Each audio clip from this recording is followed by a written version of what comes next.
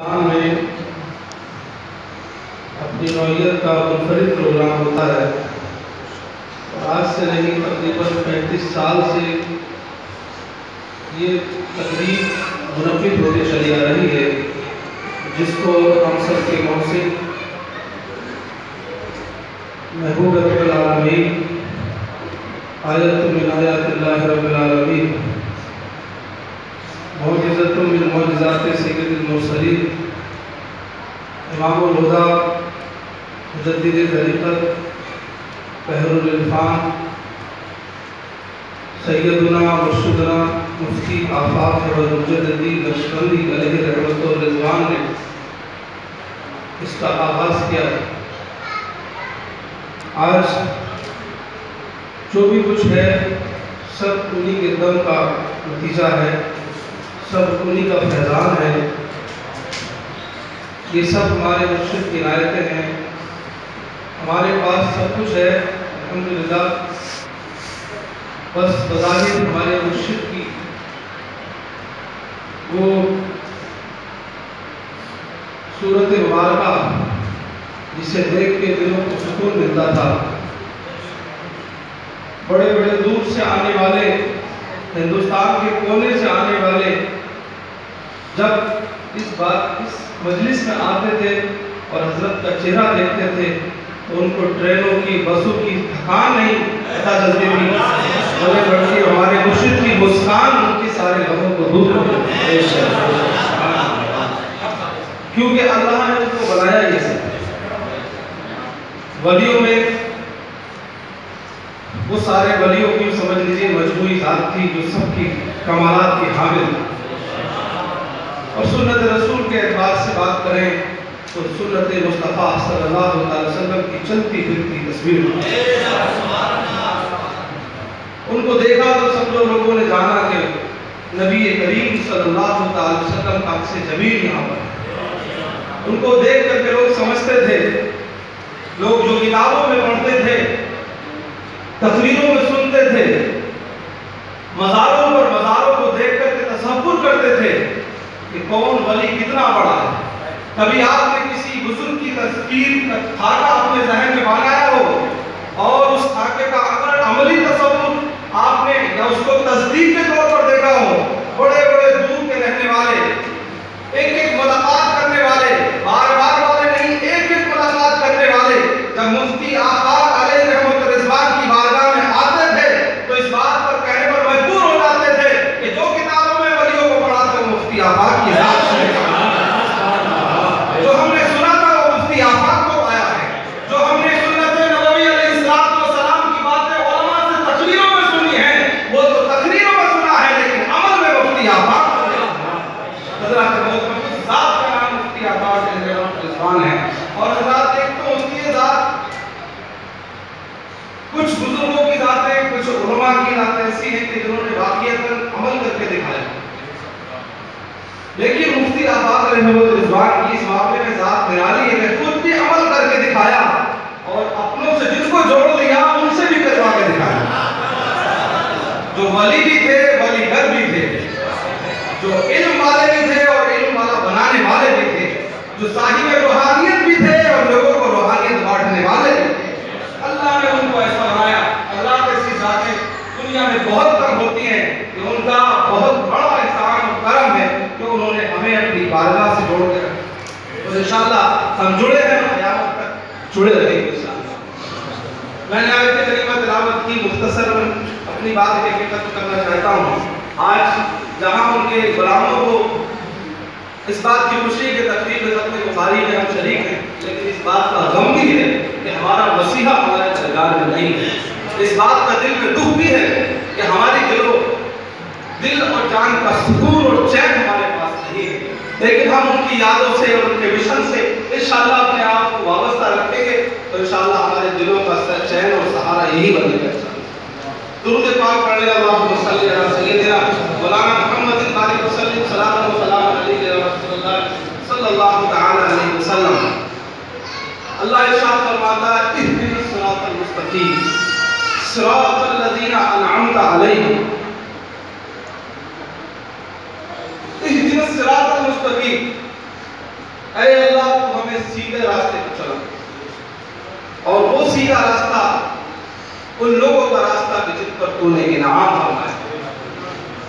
انعام یافتہ بندے اللہ کے، قرآن نے ان کو تفصیل سے بیان فرمایا، انعام اللہ علیہم من النبیین والصدیقین والشہداء والصالحین، جن پر اللہ کا انعام ہے وہ نبی ہیں، صدیق ہیں، شہداء ہیں، صالحین ہیں۔ اللہ فرماتا ہے کہ ان کے راستے پر چلنے کی دعا مانگو۔ یہ کیونکہ کسی اور راستے پر جا کر بھی آپ گمراہ ہو سکتے ہیں، بگڑ سکتے ہیں، لیکن ولیوں کے راستے پر آ کر کے، صالحین کے راستے پر آ کر کے کوئی بگڑا نہیں ہے بلکہ سنورا۔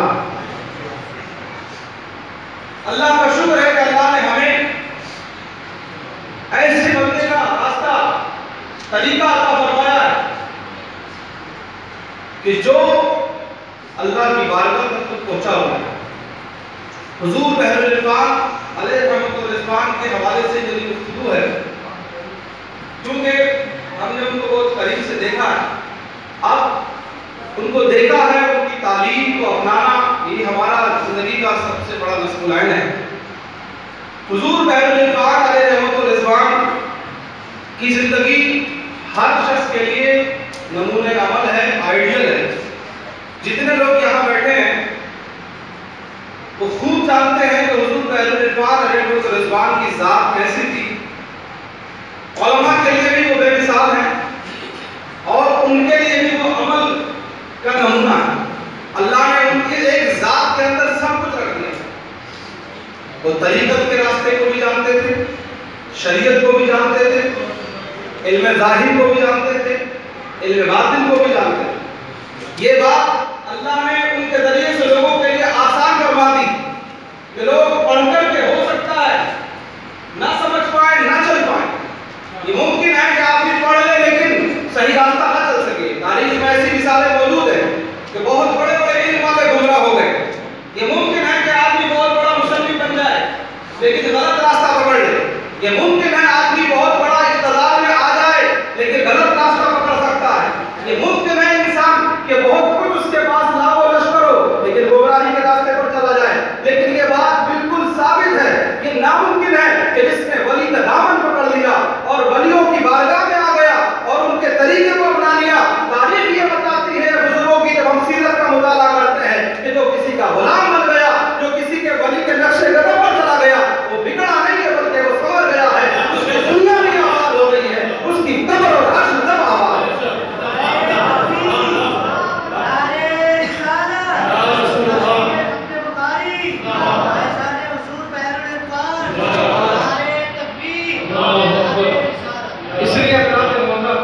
ہمارے حضور بحر الرفان علیہ الرضوان کا طریقہ ہمارے لیے ان کی ہر چیز ایک تو سنت کے مطابق، ہمارے مرشد نے ہمیں ہر چیز میں سنت کا راستہ بتایا۔ ہر وہ چیز جو بدعت کی طرف لے جاتی ہے اس سے روکا، جو کام سنت کے مطابق ہوا اسی کو کرنے کا حکم بتایا۔ اللہ کے اس محبوب بندے نے آج کے اس دور میں جب لوگوں کے اوپر دین پر عمل کرنا مشکل ہو گیا، ہمارے مرشد نے لوگوں کو عمل آسان کر کے بتایا، لوگوں کو طریقے بتائے کہ لوگ رخصتوں پر عمل نہ کریں بلکہ عزیمتوں پر عمل کریں۔ ہمارے مرشد نے لوگوں کو یہ بتایا۔ آج کے دور میں لوگ جب پیسہ آتا ہے سفر کرتے ہیں، ہوائی جہاز سے بھی سفر کرتے ہیں، ٹرینوں سے بھی سفر کرتے ہیں، آپ بھی سفر کرتے ہیں۔ ہم نے بڑے بڑے پڑھے لکھوں کو بھی دیکھا ہے لیکن حضرات اکثر تو رخصتوں پر عمل کرتے دیکھا ہے۔ لیکن ہمارے مرشد حضور بحر الرفان علیہ رحمۃ الرضوان نے لوگوں کو بتایا کہ آسانیوں کو کس طرح سے آپ کو پکڑ لانا۔ میں ایک مرتبہ حضرت کے ساتھ راجستھان سے MP کے سفر کے ساتھ میں رہا، مولانا آفتاب صاحب بھی تھے، AC کا سفر تھا، اس میں ہم لوگ ساتھ میں تھے۔ دن بھر حضرت کے پروگرام اتنے کثرت سے ہوتے تھے کہ آدمی تھک کے چور ہو جاتا تھا۔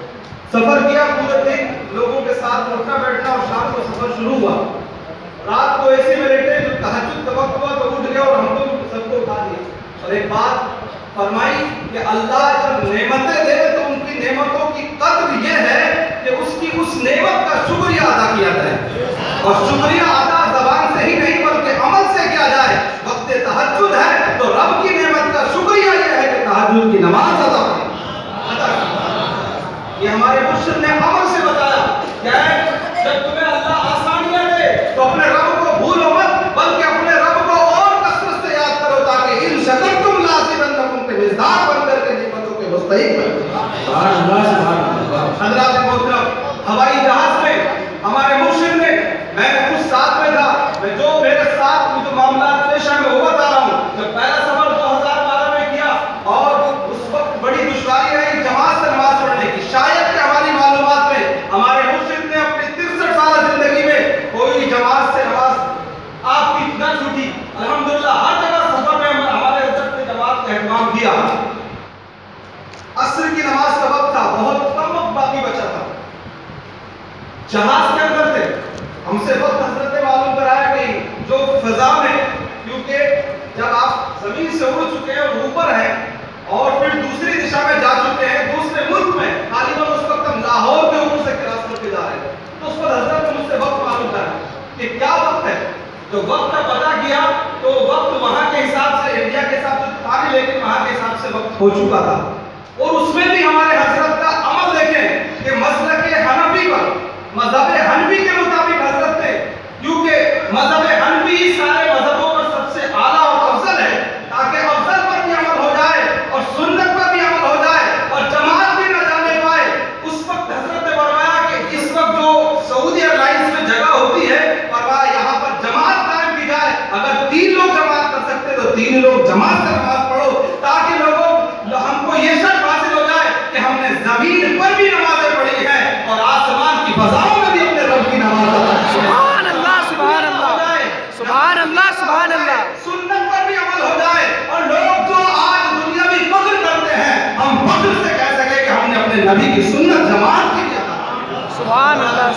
وہ ہمارے مسلم بیت العرفان ہے کہ دنیا کی چیزوں کا صحیح استعمال کرنا ہم کو سکھایا۔ ہوائی جہاز میں بیٹھ کر کے لوگ فوٹو کھینچ کر کے اسے اپنا کمال سمجھتے ہیں۔ مفتی آفاق نے تمہیں ایک نیا ذہن دیا کہ لوگوں فوٹو کھینچ کر کے یہ تمہارے لیے کمال کی بات نہیں ہے، بلکہ ان دنیا کی چیزوں پر آپ اپنے رب کا شکر ادا کیجیے اور سنت مصطفیٰ کو ادا کیجیے، یہ سب سے بڑا کمال ہے۔ یہ مزاج کہاں سے ملا؟ یہ مزاج ہے مصطفیٰ جان رحمت صلی اللہ علیہ وسلم کا دیا ہوا، جس کی نظر ہر وقت سنت پر رکھی ہو۔ ایسے ہی کسی کا نام زندہ نہیں رہ جاتا۔ آج بھی بڑے بڑے عالم اس بات کو کہہ رہے ہیں کہ کیا چیز ہے آخر لوگوں کے بڑے بڑے عالموں کے جو صرف علم ظاہر کے عالم ہوئے ہیں، حضرات محترم ان کے نام و نشان مٹ گئے، کچھ گئے ان کے نام، لیکن مفتی آفاق کا معاملہ ہے کہ دن بدن ورفانا اللہ کا ذکر کے جذبوں سے الحمدللہ مالامال ہو۔ سبحان اللہ، سبحان اللہ۔ مصطفیٰ جان رحمت کے سچے جانشین ہیں۔ بے شک۔ یہ ہمارے حضرت کی زندگی ہمیں بتاتی ہے کہ عمل ہی کرنا یہ سب سے بڑی چیز ہے۔ حضرات عمل وہ طاقت ہے کہ انسان کو غیروں میں بھی اپنا عمل سبحان اللہ، سبحان اللہ۔ کندوز کی سرزمین پر اسی بھی مقام پر جو مفتی آفاق علیہ رحمۃ اللہ رضوان کہ یہاں کے بڑے بڑے مبالغوں میں ہمارے محلے سے لگا ہوا، یہاں محلے سے محلہ لگا ہوا، یہاں کا سب سے بڑا ملک ہندوستان کے بڑے ادوگپتی میں اس کا شمار ہوتا ہے۔ جب اس کی جماعت کے لوگ اس کے پاس گئے اور اس سے کہا کہ کیا بات ہے آخر قنوج میں مفتی آفاق کا ہی نام بڑھتا چلا جا رہا ہے، کام بڑھتا چلا جا رہا ہے، لگتا ہے کوئی بریلوی جماعت کے لوگ ان کو پیچھے سے سپورٹ کر رہے ہیں۔ جو یہاں کا سب سے بڑا رئیس، اس کا بھی انتقال ہو چکا ہے، اس کے پاس جب اس کی جماعت کے علماء گئے تو اس سے یہ بات کہی کہ ہمیں کچھ آپ سپورٹ کرو مالی، تاکہ ہم بھی ان کے مقابلے میں بہت بڑا کام قنوج کے اندر کریں۔ ان نادانوں کو کیا پتا تھا کہ دراصل ذات تو مفتی آفاق کی ہے لیکن فیضان امام ربانی کا، ذات مفتی آفاق کی لیکن فیضان بہاؤتی نشمت بھی ساتھ میں ہے، فیضان شیخ المشائخ ساتھ میں ہے، یہ سارے بزرگوں کی نسبتوں کا حامل ہے، اس سے کیا یہ ظلمت ہے نورانیت کا مقابلہ کر سکتی ہے؟ بہرحال اس کے پاس گئے لیکن اللہ راستے بناتا ہے۔ حضور بہر الرحمن رحمۃ الرضوان کے بارے میں جب ان لوگوں نے جا کر کے اس تعلق سے اس سے بات کی، اس نے ایک بہت بڑی بات کہی۔ اس نے کہا کہ تم مجھ سے یہ کہتے ہو کہ ہمارا سپورٹ کرو مالی، تاکہ ہم بھی مفتی آفاق کے مقابلے میں قنوج میں بہت بڑا کام کر دیں، تو اس نے ایک ہی بات کہی کہ تم ایک مفتی آفاق جیسا عالم لے کر کے آؤ، ہم تمہیں جتنا پیسہ دو، اور یہ طے ہے کہ تم مر سکتے ہو لیکن دوسرا مفتی آفاق نہیں لا سکتے ہو، ثانی آفاق نہیں لا سکتے ہو، کیونکہ وہ روحانیت علم ظاہر اور باطن کا حامل ہے۔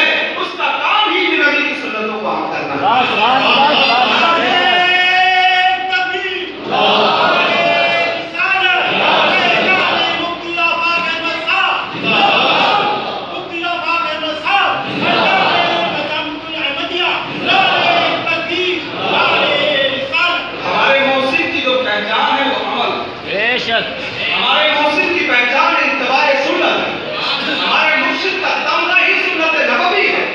آج بھی علماء اہل سنت ہندوستان کے سارے علماء نے اس بات کو بخوبی الحمدللہ اعتراف کیا جاتا ہے کہ مفتی آفاق اہل نعمت الرضوان ایک باعمل بزرگ علی ہے۔ اگر اکثر ان کی روحانیت سے لوگ ناواقف ہیں، وہ بھی اس بات کو تسلیم کرتے ہیں کہ مفتی آفاق آج بھی اس دور فتن کے اندر الحمدللہ باعمل علی ہے۔ یہ بہت بڑی چیز ہے، اس لیے ہمارے مرشد نے اپنے غلاموں کو بھی یہی پیغام دیا، اپنے وصایا میں لکھا، اپنی کتابوں میں لکھا، اپنی کتاب میں آپ نے یہ بات وصیت کے طور پر لکھی ہے کہ میرے مرید، میرے چاہنے والے، میرے شاگرد نماز کو مسجد میں جا کر کے جماعت کے ساتھ ادا کریں۔ یہ ہمارے مرشد کی وصیت ہے، اس لیے آپ کو اس اجازت احمدیہ کے اس پلیٹ فارم سے یہ بات مرشد کی وصیت کے طور پر بتائی جا رہی ہے کہ آپ سچے بحر عرفان کے ماننے والے اور چاہنے والے کبھی ہوئے کہ جب ان کی تعلیمات پر عمل کریں گے۔ ہمارے مرشد کا یہ پیغام ہے کہ ہمیں وصیت کی ہمارے مرشد نے کہ نماز بھی پڑھیں تو جماعت کے ساتھ، اور جماعت بھی ادا کریں تو مسجد میں جا کر کے جماعت سے ادا کریں۔ یہی ہماری شناخت ہے۔ انشاءاللہ ہمیں کسی لیول کی ضرورت نہیں، اس لیے آپ دیکھ لیجئے چاہے لاک ڈاؤن لگے، چاہے حکومت پابندیاں لگائیں، کیونکہ یہ بات بالکل بہت اچھی بات ہے اور بڑی اہم بات ہے۔ سمجھ لو یہ اللہ کی طرف سے دستور ہے کہ جو دنیا کے دستوروں کو چھوڑ کر کے، دنیا کی پابندیوں کو چھوڑ کر کے شریعت کی پابندی کو ہی اہم سمجھتا ہے تو خداوند قدوس اس کے لیے بھی دنیا کی پابندیوں کو ختم کر دیتا ہے۔ بے شک ہندوستان کی تاریخ اس بات پر شاہد ہے کہ جس وقت پورے ہندوستان کو بند کر دیا گیا، راستے بند کر دیے گئے، لوگ پرمیشن لے کر کے بھی روڈوں پر نہیں نکل سکتے تھے، لیکن ان حالات میں بھی 3,500 لوگوں نے مفتی آفاق کا عرس منایا۔ بے شک بے شک دیکھ لو جو اللہ والے ہوتے ہیں، جو اللہ کے محبوب ہوتے ہیں، ان کے کام دنیا کی طاقتوں سے نہیں رکتے ہیں، ان کا دل ہوتے رہتا ہے دنیا میں جاری و ساری۔ بے شک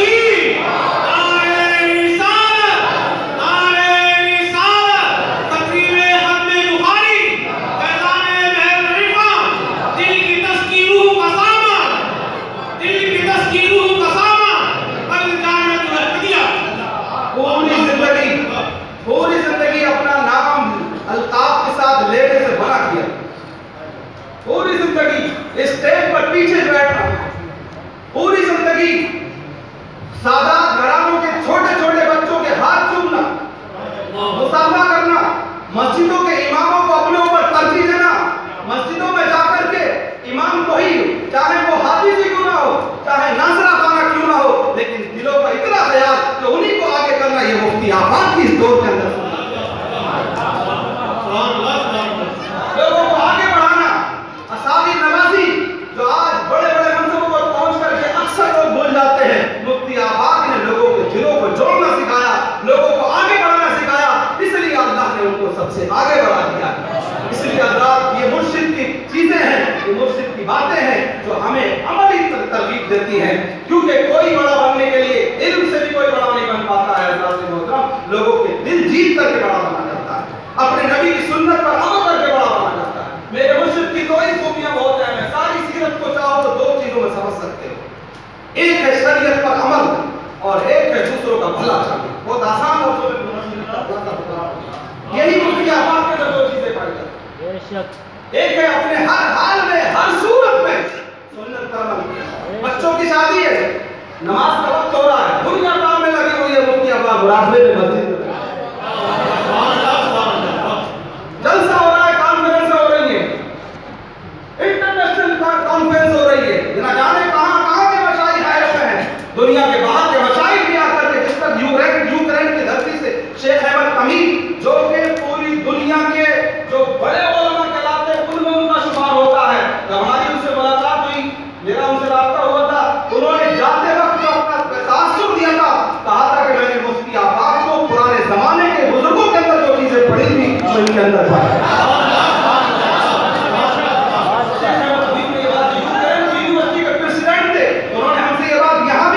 اور ابو دھابی میں بھی یہ بات کہی تھی کہ ہمارا حالانکہ یورپ کے اداروں میں بڑے بڑے عالم جہاں بیٹھے ہیں، ہمارے ساتھی ہیں، علامہ گورا مصباحی صاحب بیٹھے، یہ جانتے ہیں اس بات کو کہ یونیورسٹیز میں کس طرح سے کتنی مشکلات کا سامنا ہوتا ہے داخلہ کرنے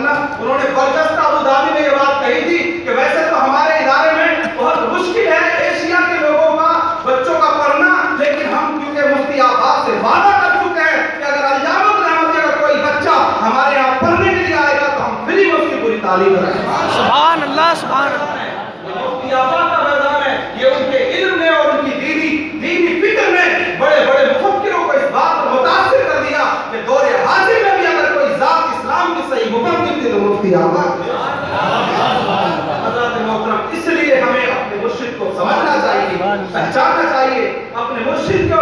ہمیں صرف الحمدللہ ایک مفتی آباد کی اس دور کے اندر ذات ہے کہ جسے ایسے دور کے اندر اپنی کرامتوں کی بنیاد پر یا ان کے مریدوں کی مصنوعی کرامتوں کی بنیاد پر مقبولیت ملی. ایسا نہیں ہے. ہمارے مفتی آباد علیہ رضوان کی ذات تو ایسی ہے جن کے کام ہی اتنے زیادہ اور نرالے ہیں کہ جن کو لوگ بیان کر رہے ہیں وہ ختم ہی نہیں ہو رہے ہیں, بڑھتے چلے جائیں. یہ اللہ کا کرم ہے, اللہ کے مطلب. لیکن سیکھیے, آگے بڑھنا سیکھیے. کہیں ایسا نہ ہو اپنے موصل کی تعریف کرنے کی وجہ سے ہم عمل سے دور رہیں. نہیں, ہم ان کی تعریف بھی کریں. ہماری اصلی تعریف تو وہی ہوگی کہ ادھر اپنے مرشد کی تعریف کریں اور لوگ ہمارے اندر دیکھیں تو کہتے کہ دیکھو جب ان کے غلام ایسے ہیں تو ان کے آقا کا کیا. بازار کے اندر حضرت امام محمد آخری بات اپنی مکمل کر دو, ہمیں ایسا ہی کرنا چاہیے. یہ میری آخری بات ہے تقریر کی, اور اس سے سمجھیے کہ ہمیں کیسا بننا ہے. حضرت امام محمد رحمۃ اللہ علیہ بازار میں تشریف فرما تھے. ایک یہودی ایک ہفتے سے آپ کی حرکات و سکنات کو نوٹ کر رہا تھا. ایک ہفتہ جب ہو گیا اس کے بعد آپ کے پاس آیا اور کہا کہ اپنا ہاتھ دیجئے, مسلمان کیجئے اور بیعت کیجئے. آپ نے امام محمد نے اس کو مسلمان کیا, بیعت کیا, اور اس کے بعد فرمایا, اس کو سوال کیا کہ بتاؤ آخر کون سی چیز ہے کہ تم نے مجھے اتنی جلدی مجھ سے پہلی ملاقات میں اسلام قبول کر لیا, کیا چیز نے تمہیں متاثر کیا؟ اس نے کہا میں پہلی ملاقات میں مسلمان نہیں ہو رہا, میں نے توریت, زبور, انجیل اور قرآن کا مطالعہ کیا.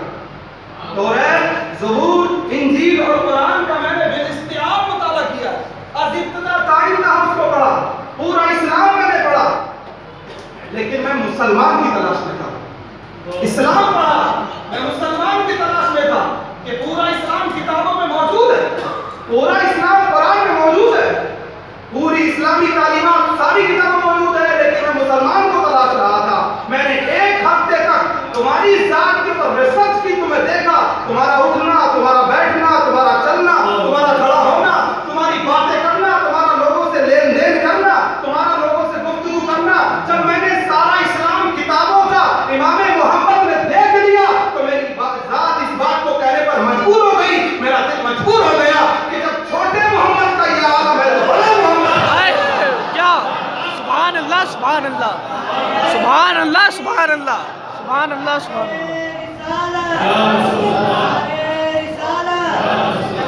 بس میرا یہی پیغام ہے کہ حضور اہل عرفان تو اپنے اندر ایک بہت بڑی ذات ہے, ان کے اندر سارے کمالات ہیں. یہ تو اہل نظر اور اہل علم جانتے ہیں, علم والے بھی جانتے ہیں, اہل نظر بھی پہچانتے ہیں. ان کی ذات کی تعریف تو جتنی ہوتی ہے وہ کم ہے, لیکن حضرات محترم ان کی تعریف کرنے والے اپنے آپ کو ایسا ہی بنانے کی کوشش کرے جیسے امام محمد نے اپنے نبی کی ذات کے مطابق اپنے آپ کو ڈھالا تھا. ایسے ہی تمام علماء اہل عرفان سے میری گزارش ہے, میں بھی اس پر عمل کروں, آپ بھی عمل کریں کہ ہم حقیقی اور عملی طور پر غلام مرشد بحر العرفان بن کر کے دکھائیں, غلام بحر العرفان بن کر کے دکھائیں. لوگوں کو بتائیں, ہمارے سروں کے سامنے اس بات کی گواہی دے, ہماری زبانیں گواہی نہ دے, ہماری مسجد میں باجماعت نمازیں گواہی دے, ہمارے نمازوں کے بعد مسجدوں میں بیٹھ کر کے کہے نہیں بلکہ مراتب میں اس بات کی گواہی دے, ہمارے مزاروں پر جا کر بلکہ مزار پہ جا کر کے آنکھیں بند کر کے اللہ کا ذکر ہماری گواہی دے. ہم کہیں لوگوں کے بیچ میں کھڑے ہو کر کے باتیں نہ کریں بلکہ دعوت دین دے کر کے گواہی دیں, ہم عملی طور پر گواہی دیں. ہم مفتی آباد کو لوگوں کو بتائیں, لوگ دیکھتے تھے کہتے ارے دنیا سے بظاہر ایک مفتی آباد گیا ہے, لیکن اب تو ہزاروں مفتی آباد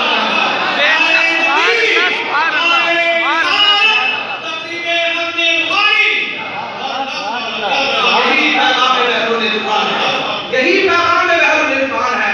عمل بحر العرفان کا ہمیں اس بات کی طرف اشارہ کرتا ہے, اس بات کی طرف ہمیں بتاتا ہے کہ لوگوں عمل ہی سب کچھ ہے. عشق مصطفیٰ دل میں ہو, عمل تمہاری ذات کے اندر پایا جائے, پھر لوگ تمہیں کچھ آنکھوں میں بٹھائیں گے, پلکوں میں بٹھائیں گے. کہ ہمارے مرشد فرمایا کرتے تھے, علماء سے اکثر کہا کرتے تھے تم رزق کی فکر مت کرو. علماء سے, ائمہ سے میں ساتھ میں کہی جا رہا ہوں, اکثر ہمارے علماء بیٹھے ہیں یہ بھی اس بات کو بتاتے ہیں کہ حضور کبھی بھی نہیں فرمایا کرتے تھے کہ تم دنیا کی فکر کرو, بلکہ یہ کہا کرتے تھے تم دین کی فکر کرو, دنیا کی تمہاری پوری کرنے والا خدا اور صدیق اکبر ہے. حضرت ابوبکر رضی اللہ تعالیٰ فرماتے تم خدا کے کاموں میں لگ جاؤ, خدا تمہارا